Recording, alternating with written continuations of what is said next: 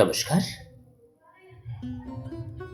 মহুয়াবার্তা YouTube চ্যানেলে মহাভারতের ধারাবাহিক পর্বে আপনাকে স্বাগত জানাই। আজকের পর্ব সত্যভামাকে দ্রৌপদীর নিজ দৈনন্দিন আচার আচরণে বিবরণ জানানো। চ্যানেলে যারা নতুন তাদের অনুরোধ জানাবো চ্যানেলটি সাবস্ক্রাইব করে মহাভারতের ধারাবাহিক পর্বগুলো সফল করুন। আসুন আজকের পর্ব শুরু করি। বৈশম্পায়ন বললেন, পাণ্ডবগণ এবং ব্রাহ্মণরা একসময় আশ্রমে উপবেশন করেছিলেন। প্রিয়বাদিনী দ্রৌপদী এবং সত্যভামাও এক স্থানে বসে নিজেদের মধ্যে কথাবার্তা বলছিলেন।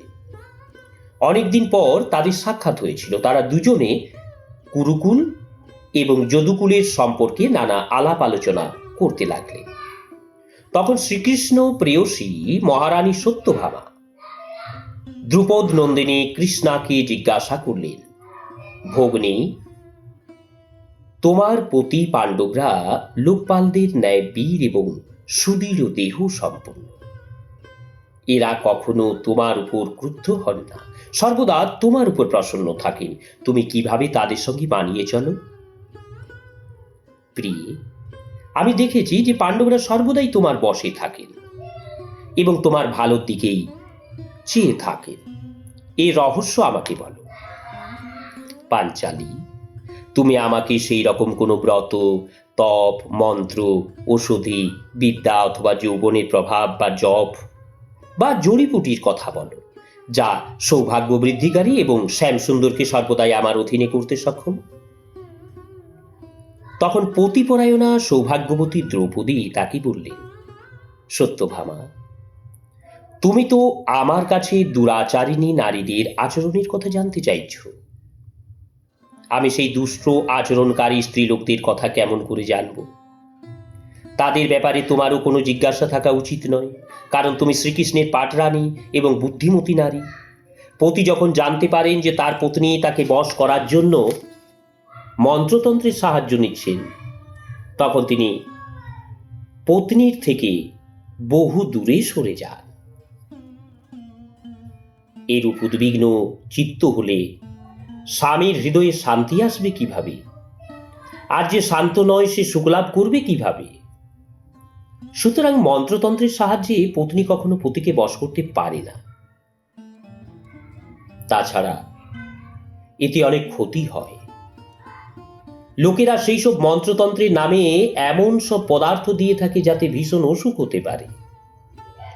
শত্রুরা এর ছলে বিষও দিয়ে দিতে পারে। এর ফলে পতি নানা প্রকার শারীরিক মানসিক রোগের শিকার হয়। সাধ্বী নারীর কখনো এইরূপ অপ্রিয় কাজ করা উচিত নয়। যশস্বিনী সত্যভামা, আমি মহাত্মা পাণ্ডবদের সঙ্গে যেরূপ আচরণ করে থাকি তা বিশদভাবে জানাচ্ছি, শোনো।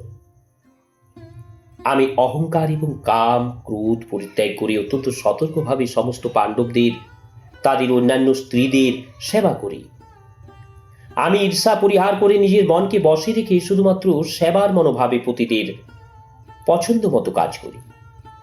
কখনো অহংকার করি না, কটুবাক্য বলি না, কোনো অসভ্যতাকে স্থান দিই না, অপ্রিয় কথায় কান দিই না, মন্দ স্থানে যাই না, কোনো কু অভিপ্রায় নিয়ে চলি না। পতিদের মনোভাব বুঝে সেইভাবেই চলি। দেবতা, মানুষ, গন্ধর্ব, যুবক, ধনী, রূপবান, যেমনই পুরুষ হোক, আমার মন পাণ্ডবগণ ব্যতীত আর কোনো দিকে যায় না। পতিদের আহার না হলে আমি ভোজন গ্রহণ করি না, তাদের স্নান না হলে স্নান করি না, তারা না বসলে উপবেশন করি না। যখন তারা গৃহে আসেন, আমি উঠে তাদের আসন এবং জল দিয়ে আপ্যায়ন করি। ঘর দ্বার পরিষ্কার করে রাখি, তাদের মনোমতো আহার প্রস্তুত করি, সময় মতো তা পরিবেশন করি, সর্বদা সাবধানে থাকি। প্রয়োজনে খাদ্য সামগ্রী সংগ্রহ করে রাখি। কথাবার্তায় কখনো কাউকে অপমান করি না, দুষ্ট নারীর সংসর্গ করি না, সর্বদা পতির সেবায় তৎপর থেকে আলস্য থেকে দূরে থাকি। আমি দরজাতে গিয়ে দাঁড়িয়ে থাকি না, অথবা নির্জন কিংবা আবর্জনাময় স্থানে যাই না। সদা সত্য ভাষণ করি এবং পতি সেবায় তৎপর থাকি। পতি ছাড়া একা থাকা আমার পছন্দ নয়। পতিরা কোনো কাজে বাইরে গেলে পুষ্প এবং চন্দন পরিত্যাগ করে নিয়ম এবং ব্রত পালন করে থাকি। আমার স্বামীরা যা পছন্দ করেন না আমি তা পরিহার করি। পত্নীদের জন্য শাস্ত্রে যেসব কর্তব্যের বিধান রয়েছে আমি তা সবই পালন করি। নিজেকে যথাসাধ্য বস্ত্রালঙ্কারে সজ্জিত করি এবং সর্বদা সাবধানে থেকে পতিদের প্রিয় কাজে তৎপর থাকি। আমার শ্বশ্রুমাতা কুটুম্বের প্রতি পালনীয় যেসব ধর্ম বলেছেন আমি সেগুলি সব পালন করি। ভিক্ষা প্রদান করা, পূজা, শ্রাদ্ধ, উৎসবে নানা আহার তৈরি করা, সম্মানীয়দের সম্মান জানানো, এসব যেসব ধর্ম আমার পক্ষে বিহিত আমি সতর্কতার সঙ্গে সেই সব আচরণ করি। আমি বিনয় এবং নিয়মাদি সবসময় পালন করি। আমার পতিরাও মৃদুভাষী, সরল স্বভাব, সত্যনিষ্ঠ, সত্য ধর্ম পালন করে। আমি সর্বদাই সতর্ক থেকে তাদের সেবায় তৎপর থাকি। আমার বিচারে নারীদের পতির অধীনেই থাকা উচিত। তিনি তাদের ইষ্টদেব এবং আশ্রয়। তাই নারী পতির অপ্রিয় হবেন কেন? আমি কখনো পতিদের কাছে স্পর্ধা দেখাই না, তাদের থেকে ভালো বেশভূষা করি না এবং শ্বশ্র মাতার সঙ্গে কখনো বাদ বিবাদ করি না, তথা সর্বদা সংযম পালন করি। শুভগে আমি প্রত্যহ স্বামীদের পূর্বেই ঘুম থেকে উঠি, বয়োজ্যেষ্ঠদের সেবায় ব্যাপৃত থাকি। এতেই আবার পতিরা বসে থাকে। বীর মাতা, সত্যবাদিনী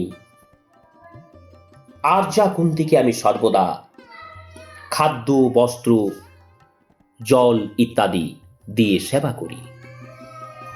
বস্ত্র, অলঙ্কার এবং আহারাদিতে কখনো আমার সঙ্গে তার পার্থক্য রাখি না। আগে মহারাজ যুধিষ্ঠিরের মহলে প্রত্যহ 8,000 ব্রাহ্মণ সুবর্ণ পাত্রে আহার করতেন। মহারাজ যুধিষ্ঠির 88,000 গৃহস্থ স্নাতকদের ভরণ পোষণ করতেন। তার 10,000 পরিচারক ছিল। তারা রত্নালঙ্কারে সুসজ্জিত থাকত। আমি সকলের নাম, রূপ, আহার, বস্ত্রাদির খবর রাখতাম। কে কি কাজ করত তারও হিসাব রাখতাম। মতিমান কুন্তিনন্দনের 10,000 দাসদাসী হস্তে ভোজন পাত্র নিয়ে দিন রাত অতিথিদের সেবায় ব্যস্ত থাকতাম। ইন্দ্রপ্রস্থে যখন মহারাজ যুধিষ্ঠির রাজ্য পালন করতেন তখন 1,00,000 ঘোড়া এবং 1,00,000 হাতি তার সঙ্গে সঙ্গে থাকত। তার সমস্ত পৃষ্ঠপোষকতা আমি করতাম। তাদের প্রয়োজনের কথা জেনে সেই মতো ব্যবস্থা নিতাম। অন্তপুরে দাসদাসী এবং পরিবার পরিজনের কাজের দেখাশোনা আমি করতাম। যশস্বিনী সত্যভামা, মহারাজের আয় ব্যয়, জমা খরচের হিসাব আমি রাখতাম। পাণ্ডবরা আত্মীয় কুটুম্বের সমস্ত ভার আমার উপর দিয়ে নিশ্চিন্তে পূজা পাঠ এবং অন্য কাজে ব্যাপৃত থাকতেন। আমি সমস্ত সুখ বিশ্রাম পরিত্যাগ করে সব কাজ করতাম। আমার ধর্মাত্মা পতিদের যে বিপুল রত্ন ভাণ্ডার ছিল তা একমাত্র আমি জানতাম। ক্ষুধা তৃষ্ণা সহ্য করে দিনরাত পাণ্ডবদের সেবায় ব্যাপৃত থাকতাম। তাই দিন এবং রাতের কোনো ভেদাভেদ আমার ছিল না। আমি সর্বদা সবার আগে নিদ্রা থেকে জেগে উঠতাম এবং সকলের শেষে ঘুমোতে যেতাম। পতিদের বশ করার এর থেকে ভালো কোনো উপায় আমার জানা নেই। দুষ্টা নারীদের মতো আচার ব্যবহারে আমি কখনো করি না এবং আমার তা ভালো লাগে না। দ্রৌপদীর এই ধর্মপূর্ণ কথা শুনে সত্যভামা তাকে সম্মান জানিয়ে বললেন, পাঞ্চালী, আমার একটি প্রার্থনা আছে, তুমি আমাকে ক্ষমা করো। সখীরা তো হাসি তামাশা করেও এমন কথা বলে থাকে।